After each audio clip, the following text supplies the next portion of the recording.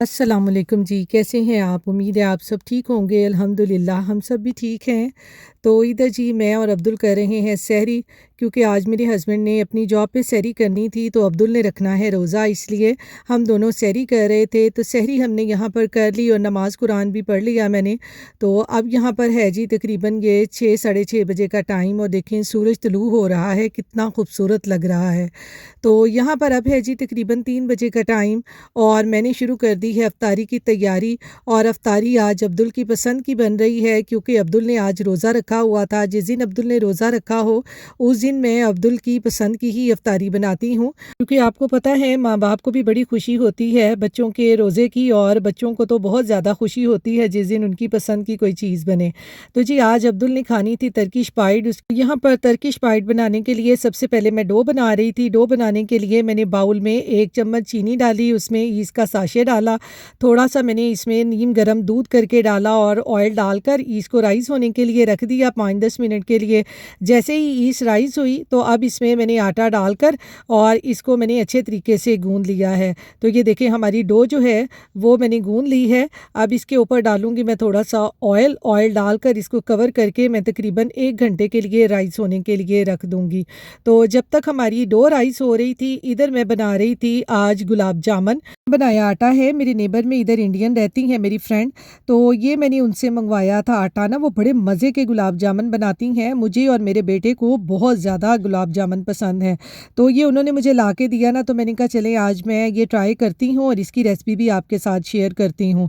तो ये जो गुलाब जामुन का बना बनाया आटा है, इसमें से मैंने 3/4 कप लिया है, मैंने पूरा पैकेट नहीं इसमें डाला, और इसको मैंने रूम टेम्परेचर पे रखे हुए दूध के साथ ना हल्के-हल्के हाथों से सिर्फ मैंने इसको मिक्स किया था, गूँदना नहीं है इसको ना, हल्के-हल्के हाथों से। और फिर मैंने इसमें ना ये थोड़ा-सा देसी घी डाल दिया था ताकि ये थोड़ा-सा मुलायम हो जाए, और फिर इसको एक दफ़ा फिर देसी घी के साथ मिक्स करने के बाद मैंने बाउल में डालकर इसको कवर करके ना मैंने 10 मिनट के लिए इसको रख दिया था, ताकि ये थोड़ा-सा आटा सेट हो जाए।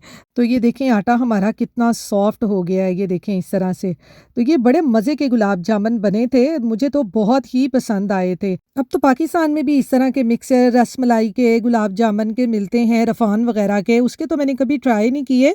ये तो मेरे साथ मेरी फ्रेंड बनाती हैं ना, वो बहुत मज़े के ये गुलाब जामुन बनाती हैं। तो आपको पता है इंडियन लोगों के त्योहारों पे मिठाइयाँ वग़ैरह बहुत ज़्यादा बनती हैं, वो बहुत मज़े की होती हैं। तो इसलिए मैंने ये उनसे आटा मँगवाया, तो मैंने कहा मैं भी ट्राई करके देखती हूँ। तो यहाँ पर जो हमने गुलाब जामुन का आटा गूँध कर रखा था, उसकी इस तरह से ये मैंने छोटी-छोटी सी बॉलें बना ली थी। यानी जो साइज़ मुझे गुलाब जामुन का रखना था ना, आप इसके लिहाज से छोटा-बड़ा इसको कर सकते हैं। तो उसी तरह से मैंने इसकी बॉलें बना ली थी। बॉलें बनाकर अब मैंने इनको कर लिया था फ्राई। फ्राई करने के लिए मैंने पैन में ऑयल डालकर इसको बिल्कुल लो फ्लेम के ऊपर मैंने फ्राई किया था। ज़्यादा इसका फ्लेम मैंने नहीं रखा था, क्योंकि अगर मैं ज़्यादा फ्लेम रखती तो ये सारे ऊपर से तो ब्राउन हो जाते लेकिन अंदर से कच्चे रह जाते। तो यहाँ पर गुलाब जामुन मेरे फ्राई हो गए थे, और दूसरी तरफ मैंने 1 कप चीनी लेकर और उसमें 1 कप पानी डालकर उसकी चाशनी बना ली थी। चाशनी में मैंने 2-3 सब्ज़ इलायचियाँ भी डाल दी थी, और अब मैंने गुलाब जामुनों को उसमें डिप करके कवर करके रख दिया था। और अब यहाँ पर डो भी राइस हो चुकी थी, तो डो को मैंने अच्छी तरह से बोर्ड के ऊपर खुश्क आटा डालकर इसको 1-2 दफ़ा फिर मैंने गूँध लिया था, ताकि जो डो है हमारी फिर एक दफ़ा से सेट हो जाए।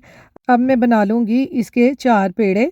यहाँ पर इसके 4 पेड़े बनाए थे, आप अपने हिसाब से इसके पेड़े बना सकते हैं। अगर आपको छोटी पाइट बनानी है तो आप छोटे पेड़े बना सकते हैं, और अगर आपको बड़ी पाइट बनानी है तो आप बड़ा पेड़ा बना सकते हैं। तो मैंने यहाँ पर ये 4 पेड़े बनाए थे, क्योंकि मैं छोटी बना रही थी, मैं ज़्यादा बड़ी पाइट नहीं बना रही थी।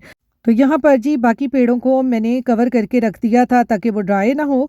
और इधर मैंने बाउल में ली थी मोज़रेला चीज़, और इसमें मैंने डाला था सब्ज़ धनिया बारीक काट कर, और 1 टेबलस्पून मैंने डाला था इसमें गार्लिक पाउडर का, और 1 टेबलस्पून मैंने डाला था लाल कुटी हुई मिर्चों का, और 1 टेबलस्पून ही मैंने डाला था इसमें ऑरिगैनो, और इन सबको मैंने मिक्स कर लिया था। तो मैं आगे चल के बताती हूँ इसका मैंने क्या करना है। और अब हमने ये जो पेड़ा लिया है इसको हम बेलने से अच्छे तरीके से बेल लें, लेंगे और हमने इसकी जो रोटी है वो तकरीबन 1 इंच मोटी रखनी है, हमने ज़्यादा पतली रोटी नहीं करनी। तो ये देखें इस तरह से रोटी को मैंने बेल लिया है। बेलने के बाद अब ये जो मैंने मोज़रेला चीज़ के अंदर ये धनिया और बाकी स्पाइस मिक्स किए थे, इस तरह से इसको ये रोटी की साइड के ऊपर ना ये सारा इनको फैला देंगे दोनों साइडों पे। लेकिन ये दरमियान में से ना हमने ये पार्ट जो है वो खाली रखना है, ये सिर्फ़ साइडों पे इसको फैलाना है। तो मोज़रेला चीज़ रखने के बाद हमने रोटी के किनारे को पकड़कर इस तरह से अंदर की तरफ फ़ोल्ड कर देना है, क्योंकि हम पाइट बना रहे हैं तो जब हम इसको किनारे को अंदर पकड़ के ये फ़ोल्ड करेंगे ना तो इसकी बड़ी ज़बरदस्त सी ये पाइट की शेप बन जाती है। और फिर जब ये बेक होती है ना तो मोज़रेला चीज़ मैं कहती हूँ इसमें बहुत ही ज़बरदस्त लगती है।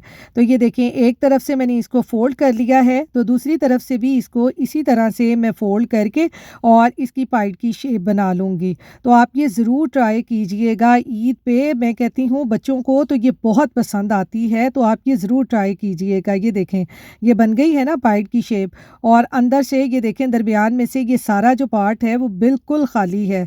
तो इस तरह से इसकी शेप बना लें। अब ये देखें हमारी जो है टर्किश पाइट की शेप कितनी ज़बरदस्त बन गई है। तो यहाँ पर जी अब मैंने ली है बेकिंग ट्रे में अब मैंने इसको ट्रांसफ़र कर दिया है।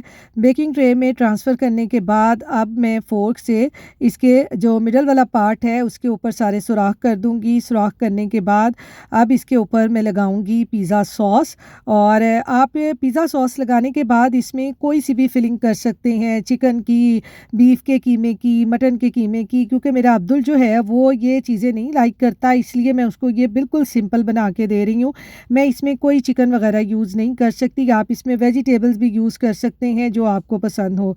तो इसके ऊपर जी मैंने लगा दी है पिज़्ज़ा सॉस लगाने के बाद मैंने डाल दी है इसके ऊपर मोज़रेला चीज़ डालने के बाद मैंने थोड़े से इसके ऊपर ऑरिगेनो डाल दिया था, थोड़े से चिली फ्लेक्स डाल दिए थे। अब इसकी साइडों पे लगा देंगे हम एग को अच्छे तरीके से बीट करके, ताकि जब ये बेक हो तो इसका कलर जो है वो बहुत ज़बरदस्त आए। यहाँ पर जी हमारी जो टर्किश पाइड हैं वो बेक होने के लिए तैयार हैं। यहाँ पर ये देखें जी हमारे गुलाब जामुन कितने ज़बरदस्त बने हैं, जो मैंने चाशनी में डिप करके रखे थे उन्होंने सारा जो शीरा है वो उन्होंने एब्ज़ॉर्ब कर लिया है और वो अपने साइज़ से काफ़ी बड़े हो गए थे। ये देखें इसमें कितना शीरा निकल रहा है।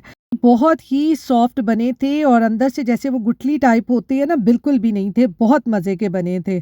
तो चलें जी अब हम अपनी टर्किश पाइड को कर लेते हैं बेक। ओवन को मैंने 460 फ़ारेनहाइट पे पहले से ही प्री हीट कर लिया था। तो अब हम यहाँ चारों टर्किश पाइड को बेक होने के लिए रख देंगे तकरीबन 30 टू 40 मिनट्स के लिए। यहाँ पर जी मैंने कहा कि मैं आपके साथ अपना ईद का जोड़ा भी शेयर करूँ।